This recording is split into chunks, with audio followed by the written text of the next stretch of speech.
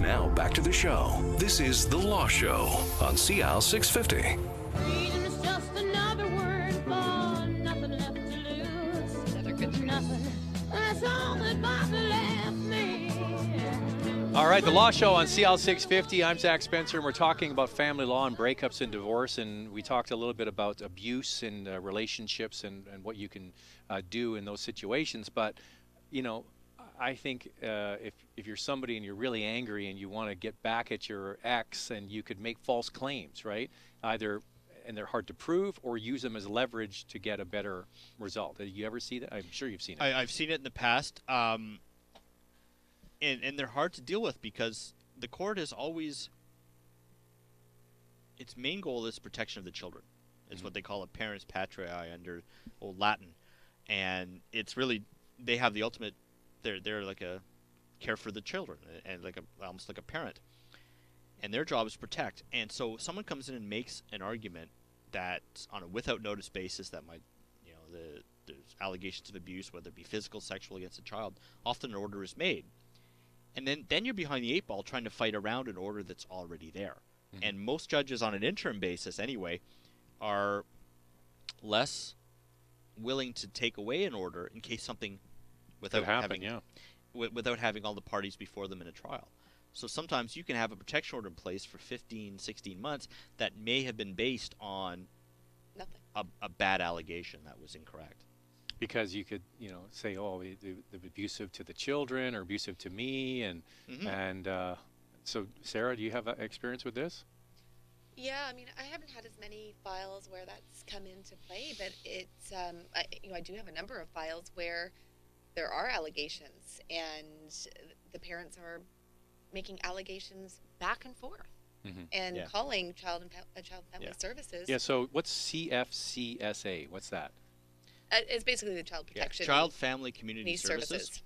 And they're basically social workers, Ministry of Children and Family Development, I think is what it is. And when you, under the CFCSA Act, they said that our role as parents is to keep our children protected, and if we aren't doing it, then the ministry can come in. So Sarah's right. Sometimes in matters, one parent will make a complaint to the local MCFD office to say that my child is being abused by the father and whatever, and there may be an order put in place through the government that you can't allow contact with the other one, and that does happen a lot. And sometimes it's also friends or relatives who make the complaint on your behalf, because then you can say, I didn't know anything about it. These complaints were made, and they're always anonymous complaints because we don't want to discourage people from making, you know, if you observe something on the street, say, for example, from making a complaint. But they can always be an issue in a custody dispute. So what do you do when something like this happens? Well, how do you tell people not to do it? I mean, it really doesn't solve anything unless it really is a real case. Unless it is a real concern. I mean, we always tell people don't make that call. Yeah, don't make the complaint. If a complaint's made and there's and it ends up being an actual removal or something like that, then you have to deal with the order and you have to bring applications and deal with it. But unfortunately, the courts are not a quick solution to a lot of things. It's a slow process, and it can be costly. And there are advantages that are made sometimes. Fortunately, it's a very small percentage of people who do. And are they using it for leverage? Yeah, they often will do that, and I'll remove that if I get X, Y, and Z. The good thing is that, as I said, it's a very small percentage who are making false allegations. I know there's some groups out there who will say there's a lot more than it is, but in my experience, there's been maybe false allegations in 2 or 3 cases over 20 years. And often the person who makes the allegation has their own mental health issues, and that's why there were the false allegations. Now, you would have real situations of abuse, and people have left and they've gone into a shelter, for example. So does that change anything when it comes to dealing with clients? Well, it can certainly make it more difficult. And the person that's going into a transition home, it's a more difficult situation in terms of there's financial pressures, and then kids aren't seeing their parents, work, school, all sorts of things that can come into play. So obviously it is a great option when you're in that situation, but it does make things more complicated. Yeah, and especially as a male lawyer, because usually in the shelters it's the mom and the children. Just trying to contact your client may be difficult. Sometimes they leave literally with just the clothes on their back. Literally they don't have overnight. anything. They may not have their phone. They may not have whatever. So you call the shelter where you know they are, and of course, for natural and perfectly valid reasons, they wonder who you are calling the shelter. And It's so, a strange man calling. Exactly. They don't know who I am. So it's very it makes it difficult, and just meeting with your client, getting through the process, because often they are disadvantaged parts of society as well. Could be cultural groups as well that face their own issues of violence and that they're afraid of to come forward to say things. So they have shame about it. Exactly. Absolutely. We're not supposed to get divorced, and in certain cultures don't get divorced as much as others. There's a stigma, so it's not an easy thing, and some violence is always going to be pervasive in relationships in terms of overall physical, maybe not so much physical, but definitely emotional, and a lot of groups say keep it in the family. And so it's embarrassing for some of the people to come forward and say, this is what happened to me over the years, because the first reaction is, why'd you put up with it? Well, That's I part had of the to. culture. I had to. I have financial reasons, cultural reasons, whatever. Young children, whatever Exactly. the case may be. I'm going to change topics totally here because we haven't touched on it, but you must have people who come in to see you who are common law, right? So what is it, 18 months in Canada? No, to divide assets, it's 2 years in a marriage-like relationship. So it's 2 24 years. months. So you have to be living in a marriage-like relationship for 2 years. Yep. So do you get many of those? Yeah, certainly when we changed the act in 2013, when common law couples all of a sudden could have an automatic division of assets, that popped up a lot. They always had the right to claim spousal support under the old FRA from around the mid-1980s, I believe it was, or 90. But now they can divide the assets.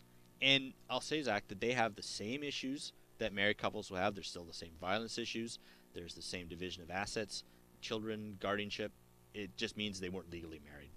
And the relationship can be just as long. Yeah. I mean, although I'm seeing more of the 3, 4, Yeah. 5-year relationships that are coming to divide their assets. And I'll give you a situation. Somebody's maybe together for 5 years, and they're living in a marriage-like relationship in one residence, and then they break up, or they move out.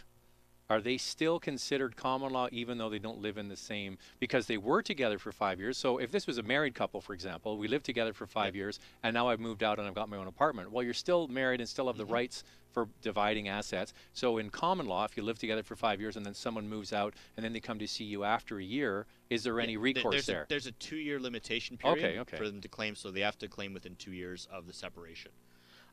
When you're common law, when you're married, for division of assets, as long as you're still married, you have the right to do it. If you're married, get divorced, but haven't divided your assets, you still have the same 2-year limitation. Okay, So interesting.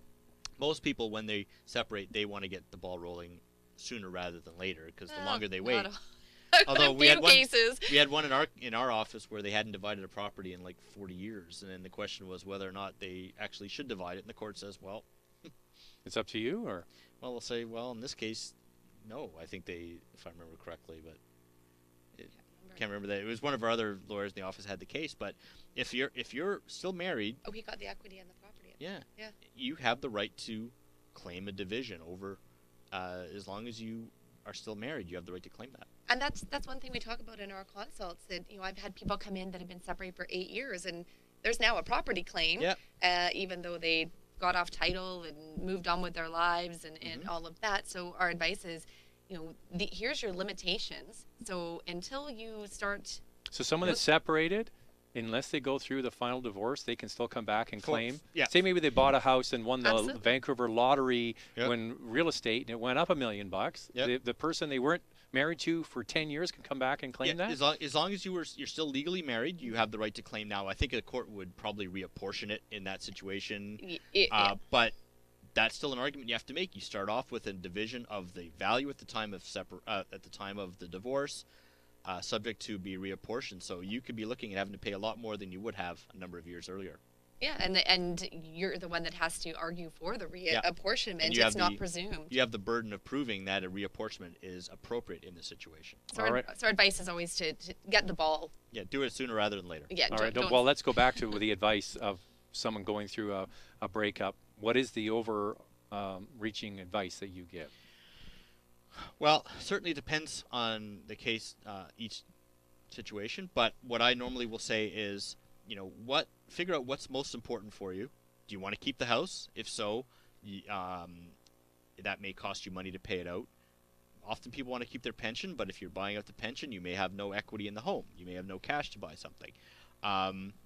The children are the things you should deal with first. Try and resolve as many things between you as you can. We can paper the file and make sure that any settlement you reach is papered. Get all the disclosure you can so you know what you're agreeing to, and then take it from there. So you get as far down the road as you can on your own. Yeah, if they can, yeah.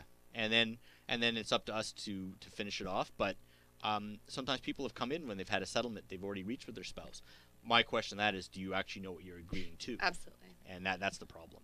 So they've come to their own terms and want legal advice after the fact. Okay. And I may say, well, do you know about the value of this? How much is the business worth? Mm-hmm. And someone will say, well, the pension's worth $70,000. Well, no, that's the contribution. It's a government pension. It may be worth 4 times that, and stuff. So our job is to make sure that if someone reaches a settlement on their own, that it's a fair and valid settlement. So get advice, basically. Yeah. The sooner the better, and move on these things sooner than later. David Halkett, a partner at Macquarie Hunter, along with Sarah Morrison, associate at Macquarie Hunter in Surrey, have joined me today on The Law Show talking about family law. Interesting stuff. It's great to have you, and we'll have you back soon. I'm Zach Spencer. You're listening to The Law Show on CL 650.